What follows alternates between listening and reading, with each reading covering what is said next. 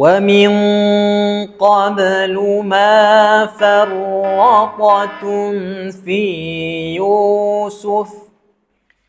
Okay, bismillahirrahmanirrahim. Perkongsian kali ini saya nak kongsikan kepada tuan-tuan dan puan-puan macam mana kita nak menyebut cara yang betul perkataan farrattum dan macam manakah sebutan-sebutan yang dianggap sebagai sebutan yang salah lah pada perkataan ni.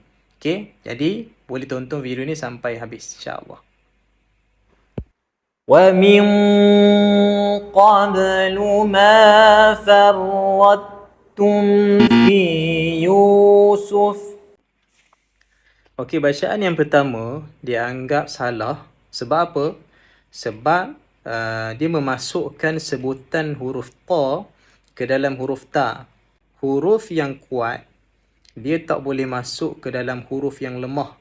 Melainkan sebaliknya lah. Ataupun huruf lemah, dia bolehlah masuk dalam huruf yang lemah. Okey, tapi dekat sini huruf ta tu huruf yang kuat. Dia tak boleh kita masukkan sekali ke dalam huruf ta. Jadi sebutan yang pertama, dia sebut dengan bunyi idgham yang sempurna. Maksudnya dia masukkan huruf ta ke dalam huruf ta. Tidak ada lagi bunyi ta, hanya bunyi ta. Jadi itu adalah kesilapan yang pertama. ومن قبل ما فرطتم في يوسف.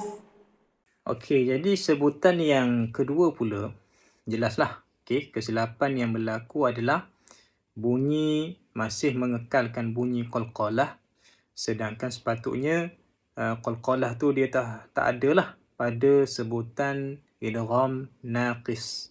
Okey. Jadi macam mana bacaan yang tepat kan? Boleh perhatikan rakaman yang ketiga. ومن قبل ما فرطتم في يوسف. Jadi bacaan yang ketiga adalah bacaan yang betul. Boleh perhatikan betul-betul macam mana kaedah menyebut, jelaskan huruf ta. Macam mana kita jelaskan? Kita menjelaskan dengan kita mengekalkan sifat itbaq yang ada bagi huruf ta. Okay. Farrattum fi Yusuf. Selepas kita sebut huruf ta, barulah kita standby untuk sebut huruf ta. Dan jangan lupa follow, like dan share untuk tips-tips yang lebih banyaklah insya-Allah. Barakallahu fiikum.